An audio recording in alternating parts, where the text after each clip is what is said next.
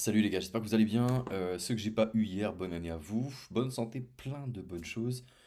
Comme d'habitude, on fait un petit update. En fait, tous les jours, je vais vous faire un petit update de marché pour voir ce qui se passe rapidement, pour pas que ça vous prenne trop de temps. Donc j'essaie de faire 10 minutes.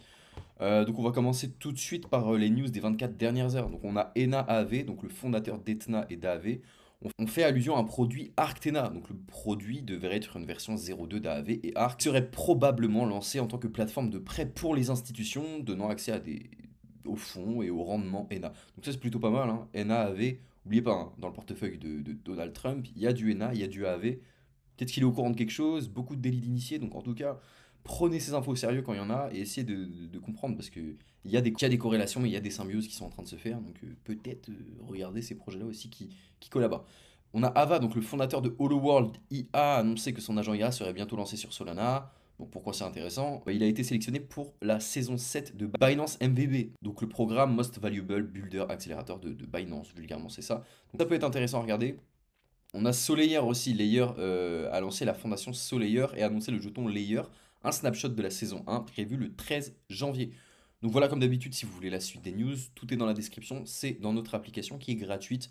Vous avez plein de ressources dans l'application, donc n'hésitez pas à nous rejoindre. Puis vous pouvez prendre 30 minutes de coaching aussi gratuit avec moi ou un de mes associés pour qu'on puisse adapter votre portefeuille au cycle qui arrive, essayer de sélectionner les bons narratifs, avoir un bon pricing d'entrée, respecter un plan, des targets de sortie, etc. C'est super important. On va regarder rapidement Bitcoin. Donc Bitcoin, où ça en est? Je vous avais dit, on latéralise entre ces deux bornes-là, cette borne haute et cette borne basse. Donc voilà, on est entre, on a un range là, on a un range actuellement. Donc la validation, c'est pas compliqué, elle se fera quand on aura chassé cet order block au niveau des 99 874 en moyenne. Pour l'instant, on est revenu chercher les highs du vendredi 27, donc juste ici. Maintenant, on n'oublie pas, on a une théorie d'eau qui est en train de se former. Donc ça, c'est intéressant, à voir si la dynamique continue. On a eu un potentiel croisement de moyenne 51 qui a été validé. On est toujours au-dessus de l'EMA 200 période expo en 1 heure. Donc voilà, après voilà, au niveau du RSI, on est en dessous des 50. Moi, je le regarde pas forcément en 1 heure. Mais contexte incertain sur Bitcoin. Donc moi, tant que j'ai pas de validation concrète, je vais pas m'éterniser sur Bitcoin puisque je vous en parle depuis un moment. Tant que j'ai pas de validation concrète à ces niveaux-là, je ne fais rien sur Bitcoin, les gars. On va passer rapidement sur Ether. Donc, Ether, hein, même chose. Ethereum, pas de validation. On n'est même pas venu chasser les stops. En vrai, c'est ça qui est étrange, c'est que ces stops pas venu les chasser, donc pas de prise de liquidité. Donc pour moi, euh, on a tout intérêt à aller plus haut, chasser tout ce qui reste pour repartir plus bas. Donc on fait attention. Moi, c'est un de ces scénarios-là que je regarde en premier parce que pour l'instant, c'est incertain. On a une petite impulsion, on a eu un rebond en 4 heures sur le MA200 période expo qui a fait guise de résistance.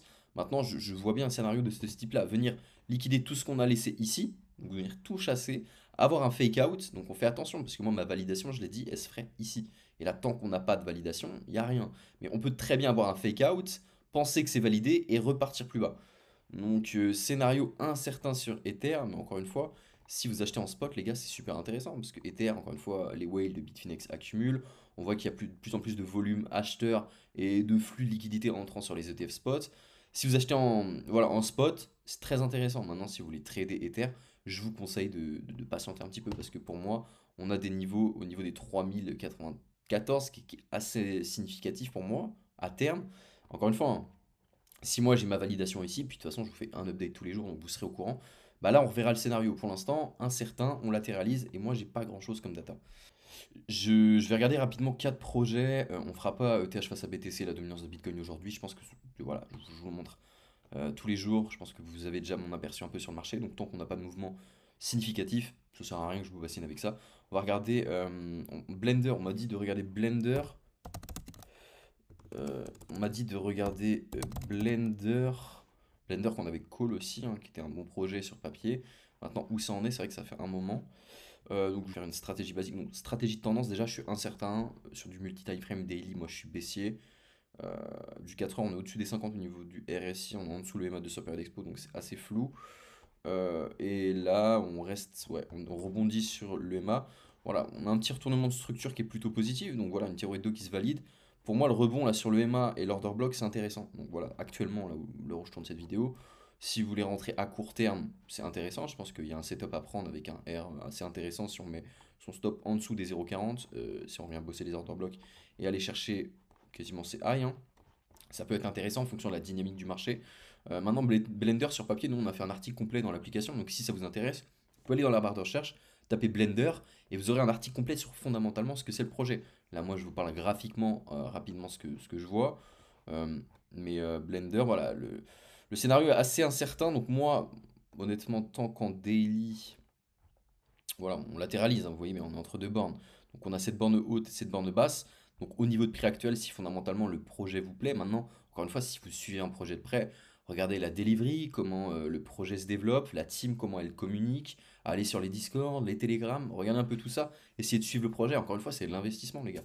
Vous investissez dans des produits financiers, quoi qu'on dise. Donc c'est important de regarder ce que fait le projet. Encore une fois, nous, avec les membres de l'accompagnement, on mâche le travail. Voilà. On sélectionne des projets à votre place, on se fait le suivi à votre place.